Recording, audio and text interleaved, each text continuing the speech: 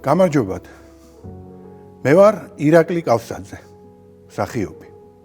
იქნებთან დადიხარ რაღაცებს უყურებ, არჩევ, აბა რა გინდა, რომელი გინდა და უცებ ვაი.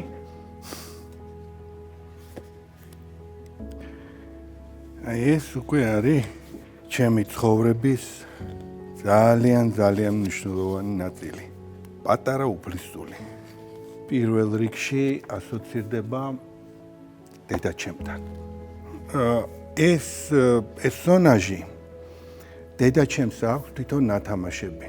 როდესაც იყო ძალიან ახალგაზრდა და რატომღაც ძალიან მოუნდა რომ მე ეს ნაწარმოები წამეკითხა, ან ცოდნოდა, ან მასწა ეკითხა ჩემთვის 4-5 წლის. აი ესე ვიყავი რა. წამოწოლილები ვიყავით რა. და აი დავიწყეთ კითხვა. მაშინ ვერაფერი ვერ გავიგე. მე ახლა ძალიან დიდი სურვილი მაქვს კიდევ ერთხელ გადავიკითხო. რომ კიდევ უფრო მეტად გავიგო რას წერს. რა არის იცით, ეს ნაწარმოები კიდევ ჩემთვის ძვირფასია იმით, რომ მე სპექტაკლი მაქვს დადგმული. მომინდა გამეკეთებინა რაღაცნაირად მეძღვნა დედაჩემისთვის და მოხდა ასეთი რამე. სამზარეულოში ვარ და ჩემი დის შვილიშვილი ჩემი სეხნია იყო ბურთს თამაშობს ჩემსავით. ქერათმები ქონდა, რაღაც ოქროსფერი თმები და გრძლად ქონდა რა, ესე გრძელი თმები ქონდა რა, დაახლოებით აი აქამდე. და ესე იქნევდა თავს და იწევდა თმას და ასე გამოვაღე მაცივარი რაღაცა და დავრჩი, აი ეს ბავშვი დარბის თამაშობს რაღაც ეს და აი მანდ ვიფიქრე, მეთქი ეხლავე თუ არ დავჯექი და ეხლავე თუ არ დავიწყე ამაზე მუშაობა, ეს ბავშვიც გაიზრდება და კარგად იყავი და გაუშვებ ხელიდან იმ შანსს, რომელიც უცებ აი განგებამ აი აგერ არის რა.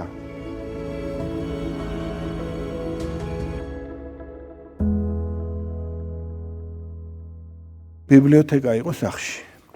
და არ დამავიწყდება, კახი იყო ამის, ასე ვთქვათ, თავი და თავი იმ ხრივ, რომ აი რაღაც ტომეულები მოქონდა.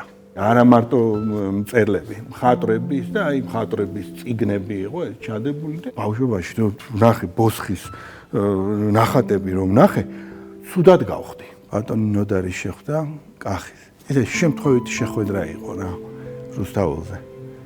თეატრის წინ. აი ეს სახე დარჩა ჩემს ცნობიერებაში. ისეთნაირად არის გადმოცემული ეს გურული იუმორი. აი ფრაზიდან, წინადადებაზე, სანამ ერთიდან მეორეზე გადავიდოდით, მე და დედაჩემი ვიხოცებოდით სიცილით. აი ესეც ძალიან კარგად მახსოვს რა.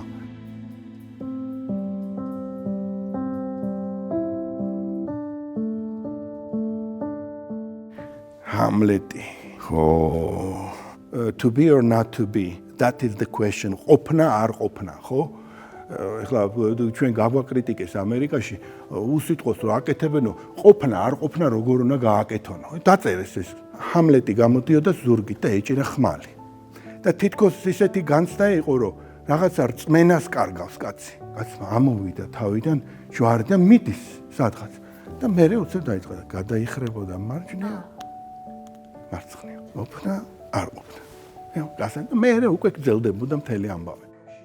აი წიგნებთან რომ დადიხარ, ხო, დადიხარ, არჩევ, გეძახიან, გელაპარაკებიან, მე მომკიდე ხელი რა, მე მომკიდე ხელი.